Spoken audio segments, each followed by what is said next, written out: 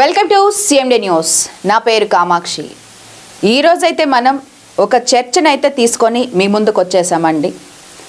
మనం రీసెంట్గా చూసుకున్నట్లయితే నల్లపునేని ప్రసన్న కుమార్ రెడ్డి, అదేవిధంగా ప్రస్తుతం ఉన్నటువంటి కోవూరు ఎమ్మెల్యే ప్రశాంతి రెడ్డి గారి విషయాలనేవి ఈ మధ్యన మనం ఎన్నో చూస్తూ ఉన్నాం. అసలు ఏం జరిగింది అన్న విశేషాలన్నీ కూడా మనం ఈరోజు తెలుసుకుందాం. నల్లపునేని ప్రసన్న కుమార్ రెడ్డి ప్రశాంతి రెడ్డి గారిని ఏమన్నారు, దీనికి ముందు ప్రశాంతి రెడ్డి గారు మాజీ ఎమ్మెల్యే అయినటువంటి నల్లపునేని ప్రసన్న కుమార్ రెడ్డిని ఏమన్నారు, ఈ విషయాలు మనం ఈరోజు తెలుసుకుందాం. ప్రశాంతి రెడ్డి గారు బుచ్చిరెడ్డిపాలెంలో ప్రెస్ మీట్ లో మాట్లాడుతూ, గతంలో ఎవరైతే ఎమ్మెల్యేగా నల్లపునేని ప్రసన్న కుమార్ రెడ్డి గారు ఆయన పనిచేసే తీరులో అవినీతి చేశారని, ట్రావెల్ ని అమ్ముకోవడంలో అవినీతి చేశారని, అదేవిధంగా ఇసుకని అమ్ముకోవడంలో అవినీతి చేసి పిహెచ్డీలు చేశారని ఈ విధంగా ఆరోపించారు రాజకీయ పరంగా. అయితే ఒక విషయాన్ని మాట్లాడినప్పుడు ఆ విషయం రాజకీయ పరంగా ఉన్నదని మనకి ఇక్కడ క్లియర్ కట్ గా అర్థమవుతుంది. మరి రీసెంట్ గా నల్లపునేని ప్రసన్న కుమార్ రెడ్డి కోవూరులో మాట్లాడేటప్పుడు ఒక మహిళ అని చూడకుండా, ఒక ప్రజాప్రతినిధి అని చూడకుండా, ఒక ఎమ్మెల్యే అని చూడకుండా ఒక మహిళని ఏ విధంగా కించపరిచారు అంటే ప్రతి మహిళ కూడా సిగ్గుతో తలదించుకునే పరిస్థితి అనేది ఈ రోజున ఏర్పడింది. మనం రీసెంట్గా చూసుకున్నట్లయితే ఎంతో మంది మహిళలు వాళ్ళ ఆత్మాభిమానం దెబ్బతిని ఎంతో మంది మహిళలు రోడ్డెక్కి నిరసనలు చేస్తున్న సందర్భాలు కూడా మనం చూస్తూనే ఉన్నాం. ఈనాటికి కూడా నల్లపునేని ప్రసన్న కుమార్ రెడ్డి మీద ఒక్క కేసు కూడా ఫైల్ అయినట్టు మనకు దాఖలాలు కనిపించట్లేదు. నల్లపునేని ప్రసన్న కుమార్ రెడ్డి వేమిరెడ్డి ప్రభాకర్ రెడ్డిని ఏమన్నారో తెలిస్తే మీకు అట్లాగే రక్తం ఉడుకుతుంది. సరే, నేను చెప్తున్నాను కదా మీకు రక్తం ఉడుకుతుంది అని. అసలు ఏమన్నారు, మీకేమనిపిస్తుంది? చూస్తారా, వింటారా? వినండి. నువ్వు మంచివాడు అని చెప్పి నెల్లూరు జిల్లా అనుకుంటున్నారు, నీకు మంచి తెలివితేటలు ఉన్నాయని అనుకుంటున్నారు. ఆ చేతులు తెచ్చుకున్నారు ప్రభాకర్ రెడ్డి. నువ్వు ఇప్పటికైనా చాలా జాగ్రత్తగా ఉండాలి. నువ్వు నీ ఆస్తి కోసం, నీ డబ్బుల కోసం నిన్ను చంపే ప్రయత్నానికి 2 సిట్టింగ్లు అయ్యాయని మన దగ్గర ఇన్ఫర్మేషన్. చేసినా చేస్తారు.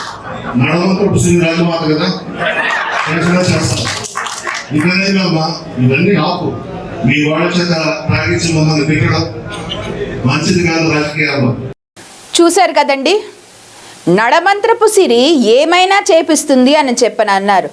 నిజమే, కానీ ఇక్కడ నడమంత్రపు సిరి అనేది ఎవరికి వచ్చినట్టు? ప్రశాంతి రెడ్డి గారికి వచ్చినట్ట? అది దానికే కదా అర్థం.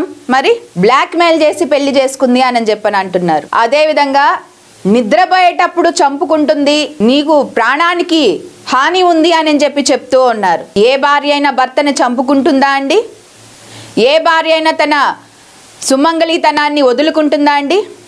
మరి ఒక మహిళ గురించి ఈ విధంగా ఏ విధంగా మాట్లాడగలరు?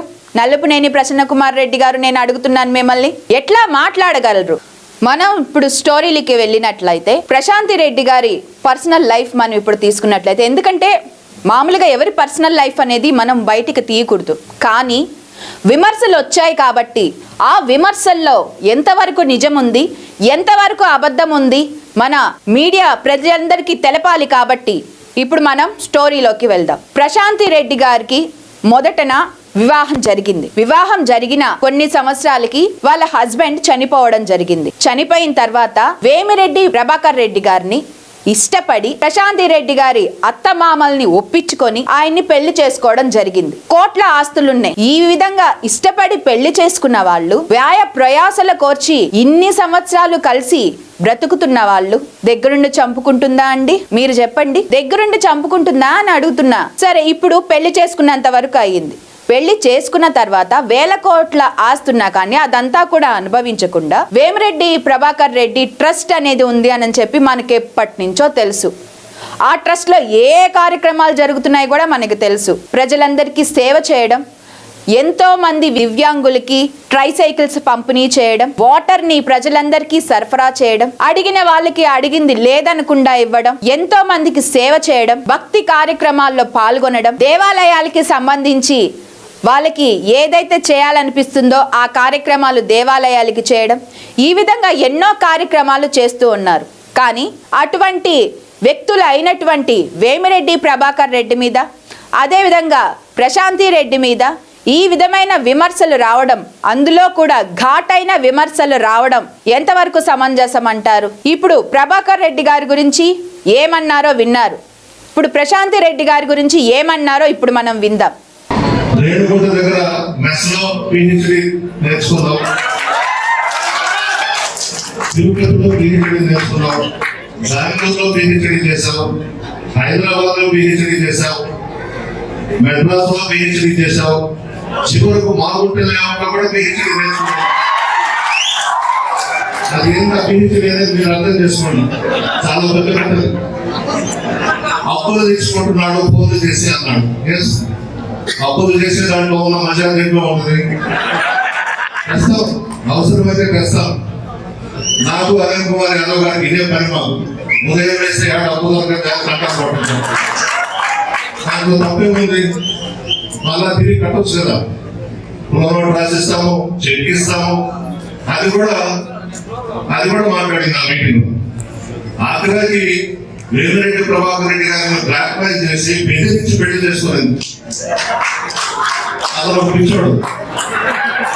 ఎందుకు ఈయన చేసుకున్నాడో ఎవరికి అర్థం కాదు.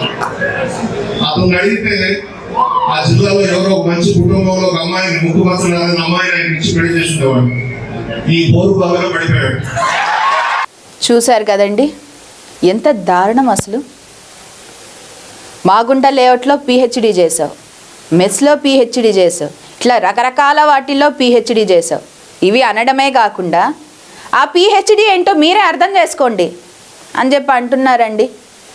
అది దేనికి అర్థం? మీకు అర్థమైందా? నాకైతే అర్థమైంది. ఏంటిది? ఒక మహిళని పట్టుకొని, ఒక ఎమ్మెల్యేని పట్టుకొని ఈ విధంగా మాట్లాడచ్చా? అంటే దీని ఉద్దేశం ఏంటంటారు? మహిళలు సున్నితంగా ఉంటారు. ఆమె ఇప్పుడు దాకా చూసుకున్నట్లయితే మేము నెల్లూరు రిపోర్టర్తో మాట్లాడాం. ఏమండి, ఎమ్మెల్యే ప్రశాంతి రెడ్డి గారు ఎక్కడైనా అవినీతి చేసిన దాఖలాలు ఉన్నాయా? లేకపోతే ఎక్కడైనా అన్యాయంగా ఇసుక దందా చేస్తున్నారా? గ్రావెల్ దందా చేస్తున్నారా? లేకపోతే ఇంకేదన్నా అవినీతి చేస్తున్నారా? ప్రజల దగ్గర నుంచి వాళ్ళ సొమ్ము ఏమన్నా దోచుకుంటున్నారా? ఈ రకంగా ఎన్నో ప్రశ్నలు మేము అడగడం జరిగింది.